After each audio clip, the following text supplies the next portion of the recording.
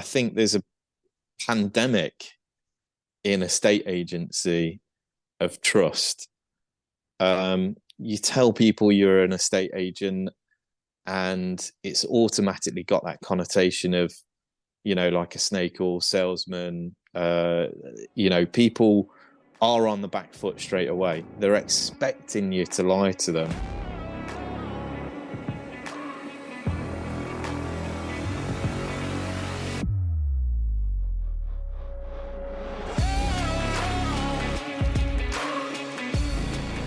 So Jamie, what is the one thing that maximizes the value of someone's home when they come to sell their property?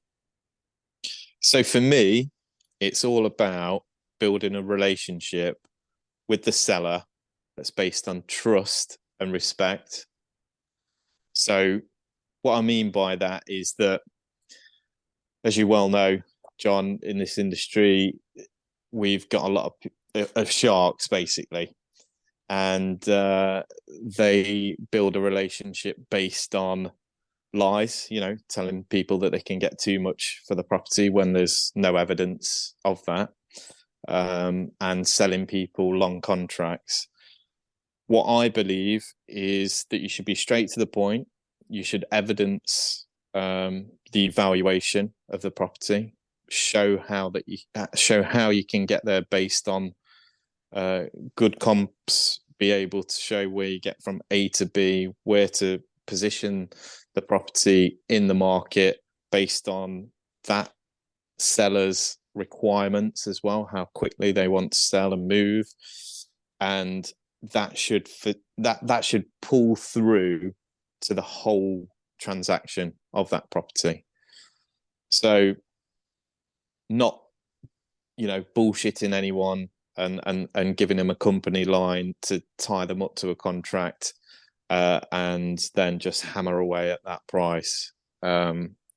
Because I have been in those corporate positions before.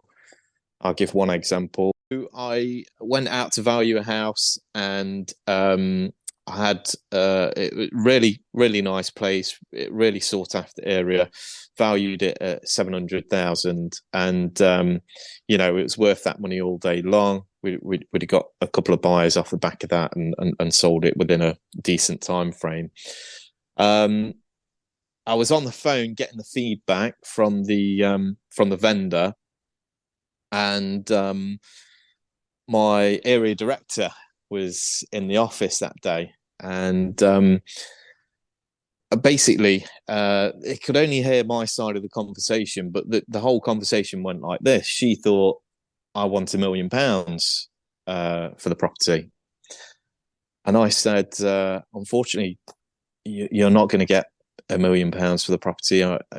With the utmost respect, I'm not going to turn around and say to you, you can do it, because your house would come to market. It'd be a waste of your time, my time, and I very much believe that you shouldn't go down that route and tie someone in when that's the case.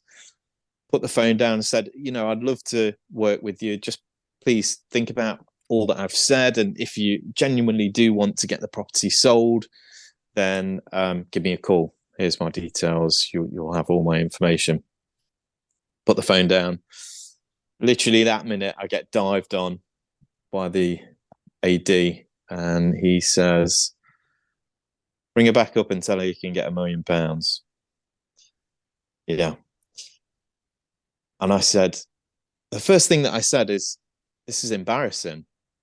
One, I've already had the conversation with her. I stuck my neck out and give her a really good valuation based on comps. And now you want me to ring that seller back up and say, we can get you £1 million. And his kind of rationale to that was, tie her up, 20-week contract, and we'll get it down to 700 in the meantime. 300,000 quid. I mean, he stood over me. I made the call. Said that I should have told him to fuck off. I understand this now. But pressures at the time, I was new in that role. Told her that she could get to £1 million. She's never come to market anyway. And I said this to him at the time. I said, I think it's just a bit of a fair weather valuation, and this buyer just wants to tell everyone in the pub that she can get £1 million for a property. By doing this, she's got what she wants, but we probably won't be able to sell that house for £1 million in another 10 years' time when the markets go up. So yeah, you can find yourself in those positions in a corporate setting very easily. And basically, the upshot of that is that your personal reputation is now been smashed to pieces. Yeah. Not only your personal, for sure. Yeah, but then you're also your company's reputation as well. For trying to do the short-term gain, long-term pain. It should be flipped.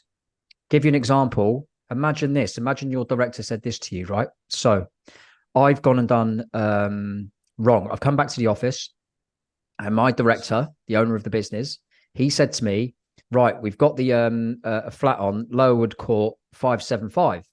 And I went, wicked. That's pretty cool. What exactly in Lowood Court? Because you had a mixture of 2 and 3 bedroom and 1 bedroom flats. And so what is it? And he said, it's a 3-bedroom flat. And I went, can I go and take a look? And he went, yeah, it's vacant. So here's the keys. And I went to look. And I come back and I was like, this isn't as big as the 3 beds. This is a 2-bed, but with 3 bedrooms. The real money is 500,000. And he went, shit, I think you're right. But I've told the owner 575. And I went, can I call the owner and say to the owner, I'm really sorry. I've been there. The real money's actually 500 grand. Please, even though they instructed us, by the way, please, can you have a think about it? And if you come back to me tomorrow morning and decide to disinstruct us for getting the initial price wrong, is that okay? Yeah. Now, my director said yes. He said yes. Wow. Do it. That's so refreshing. That's, exactly what that, and again, you would have made that call and built that relationship based on trust instead of, that may have been a genuine mistake, a call that he'd made and he just got it wrong. And we're not all perfect. But that's amazing to hear. But I think that's a minority. And I agree with you. And I agree with you for this reason why, Jamie. So if I fast forward about 2 years, that director sold the franchise, right? Sold it to someone else. And that someone else, despite my 1-in-1 hit rate from valuation to instruction, despite almost achieving 100% record in terms of what I achieved, what I said I was going to achieve, he, the new guy, overheard a conversation I had with a seller. I achieved for the seller previously when she wanted to sell, and it was a seller that pulled out. I achieved for 534 grand. The market was falling away, right? And I was saying to her, look, we can't go to market for 550. We can't go to market for 565. We can't do any of that, right? Even though I knew that's what the other agents said, but I had no proof that they had said that. I just bloody knew it because it was typical, right? Yeah. I said, but if we're not careful, you can end up getting 500,000. I'm telling you, please stick it on at 530, right? And I will do my very best to get you 530, but I can't even guarantee that. She then was like, well, the other agent said they can get 585, not 565. I was thinking 585. So I was like, right, that's definitely not going to happen. That I can tell you that right now. There is, and even if you did find a buyer for that, the mortgage company lender will just smash that to smithereens because there are no comps at that level. So, but if you want to go to the other agent, and if the other agent firmly believes they can actually do that, then my advice to you would be, do you know what? I'll end the contract with you now. If we can't agree on this, go to the other agent. He said straight away, I don't like what you've just said, and I want you to overvalue everything by 10, 15%. And I was like, but if I've got a 1-in-1 valuation to instruction and a 1-in-1 instruction to sale, why would I do that? So within literally, I called my wife. Within half an hour, he had my resignation sitting on his desk, because I went from one director saying, no, be comfortable, do what's right, even if it hurts, to this guy doing the opposite. What does she end up selling for? 500. 500. So the other agency would argue, because of their KPIs, and your area director would argue that eventually you would have got a fee out of it. So that was the thing that was of interest, getting the fee. Of course. Would that be fair to say? Yeah, for sure. Yeah. Sorry, Jamie, just quickly, how do you then, so when we're saying building rapport, building trust and respect, can you elaborate further on how you personally would do that in order to create that level of rapport, so that person ends up going, do you know what? I like what I've seen. Not just what you've said, but I like what I've seen. I trust Jamie completely. How do you go about doing that? So it providing sound evidence, like you say, comps that are true and within the area that you're looking at, and showing those. But also we have an approach, and it's something that I've been wanting to incorporate for a long time, but I just haven't had the backing of. We don't quite offer the service that you promote quite. We will sell your property for free if we can't get you on the price promise. X amount. That is something that I'm trying to push, though, John, because I think it's brilliant. But we've kind of met in the middle with a sliding scale. So we have a fee that is, if for example we drop below, our fee significantly can I interrupt reduces. You? Can I interrupt you? The sliding scale is much better than the offer that I make. The sliding scale is much better than the offer I make. The reason I say that is because I want a seller to look in the whites of an agent's eyes, and they see the agent absolutely shit themselves when they say, will you sell my property for free should you fail to deliver on your price promise? When the agent starts making all the excuses under the sun, that is the moment where the seller can go, you're not the real deal. You have zero confidence. Versus the actual real fee is exactly what you just said, mate. That is it. So I completely agree with you. Sliding scale working both ways. So if you're not delivering, your fee goes down. If you're over delivering, your fee goes up. Yeah, I mean, we should all be in a position where we want to sell a property as well. So it's just linking it to that. We want to make sure this property is sold, because at the end of the day, if it's not sold, we don't get paid. I think there's a lot of agents out there in the positions and the setups that they have that can say that we can get you X amount over the asking price, over the average asking price for the area. They sign them up and they're gone. They're not in a position where they're culpable. Should that property not sell, they get passed on to another negotiator that's sitting in the office while they're out on appointments all day.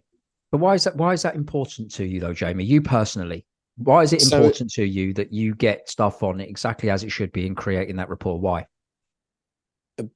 Because throughout the whole transaction of a property selling, there will be times where you've got to have frank conversations. And I think if you've looked in the whites of the seller's eyes on that day, and you've said to them, I can get you X amount, and say, for example, you can't, or anything such as that, it needs to be another humbling conversation that you're having with that owner as to the reason why you've not been able to achieve that.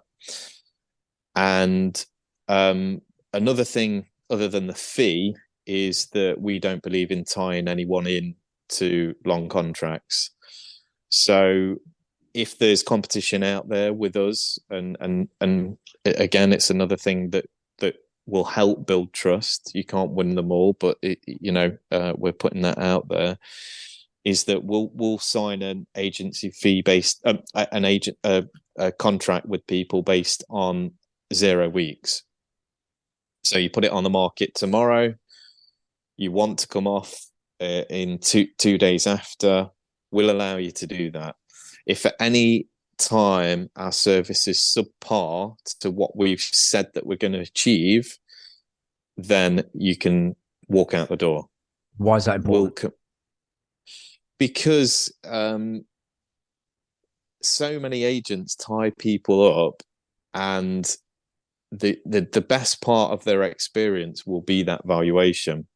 There's some really slick people that know how to use the right words, phrases, overvalue, sign someone up in the living room, and then they're gone and not responsible for the decisions that they've made. If you can allow someone the flexibility to move, if they need to, if they think they want to, it creates that trust between you two, as that, you know, I'm not holding you to anything that, you know, I wouldn't do to a family member, or if I was going through the experience, I wouldn't want to happen to me. So it can help build trust in that kind of period, because no one else is offering it. As well, it's something that very little, a very minority of agents are happy to do, because they'll want to sign you up to that long contract and back you down. That is the only reason why they're selling you a contract as opposed to a selling your home. And also, when a property is been on for too long as well, it ends up not getting the right money, not the real money, not the real value of what that property was worth. And so by doing what you're doing, and I completely agree and I massively applaud you for doing it, is having that 0-week contract is basically stating you know exactly what you're doing. Mm-hmm. Because if you didn't, you would tie, or if you knew what you were doing, deliberately manipulating, then you would tie somebody into a very long contract, because you know what's coming next, which is every month, sorry, market's not quite what we thought it was, we're going to have to reduce the price. Following month, really sorry about this, you know, and then just get a load of fake viewings as well for property that they have no intention of selling, or a buyer has no intention of buying, but still showing them anyway to make it look like there's activity. You know, so again, I would say that doing the 0-week contract is actually protecting the seller, because the longer it stays on the market, we know time kills deals. For sure. And the longer it stays on, the more people think there's something wrong with the property, when there may actually not be anything wrong with it at all. That's the thing, and it's kind of a line that I try and use with people when I'm on market appraisals, is in an ideal situation, when we put this property on the market, we don't want people that the more questions that people have about the property, and if it has been overvalued and it's been on the market for some time, you know, they're asking a question straight away, what's wrong with it? The more of those kind of questions that they have, the harder it will be for us to sell it, because we've got to overcome objections before their foot's even through the door. So if we can minimize any of that going in, you know, put your property on for a really attractive price, you know, make it competitive, do things like an open day where people can see people coming and going. So, you know, again, there's a lack of trust with agents as well. How many times people have been to viewings and said, oh, well, yeah, there's 10 people behind you, don't worry. You know, they're all coming in. Make sure you put an offer in. Those people aren't there. You're just doing one viewing. If you can show what you're able to do, then it goes a long way. Because this also has to work both ways. The trust and the respect. And I think there's a pandemic in a estate agency of trust. You tell people you're an estate agent, and it's automatically got that connotation of, you know, like a snake oil salesman. You know, people are on the back foot straight away. They're expecting you to lie to them. And I want to get this industry in a position where you can't have that bullshit. No one's going to accept it. And if we do what we set out to do here, I'm hoping that it should have a snowball effect on those bigger agents. They can't sign people up. They can't give people bullshit valuations, and they all get found out. Jamie Parker, I could not agree more. Thank you so much for coming on this show. Massively appreciated.